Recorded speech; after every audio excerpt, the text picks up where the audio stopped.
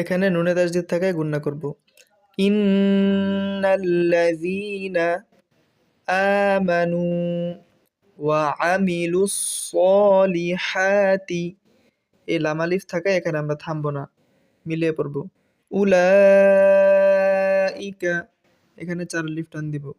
হুম খয়রুল বারিয়াহ, এই ইয়ার মধ্যে যখন তাসদীদ থাকবে তখন একটু ধাক্কা হবে, রি বারিয়াহ, তবে এটা শক্ত করা যাবে না।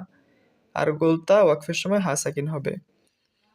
ইন্নাল্লাযীনা আমানু ওয়া আমিলুস সলিহাতি উলাইকা হুম খয়রুল বারিয়াহ।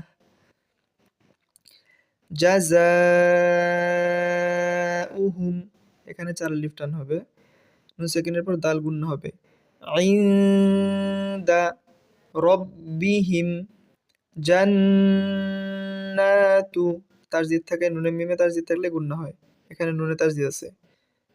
এখানে দাল সাকিন কলকলা, আদে তানবিনের পর তা গুণনা হবে, নিন আদে নিন, জিম সাকিন কলকলা, তাজেরি, নুন সাকিনের পর তা গুণনা হবে, মিন তাহতিহাল, নুন সাকিনের পর হা গুণনা নাই, আনহারু খালিদিনা ফিহা, এখানে 3 আলিফ টান হবে হায়ের মধ্যে।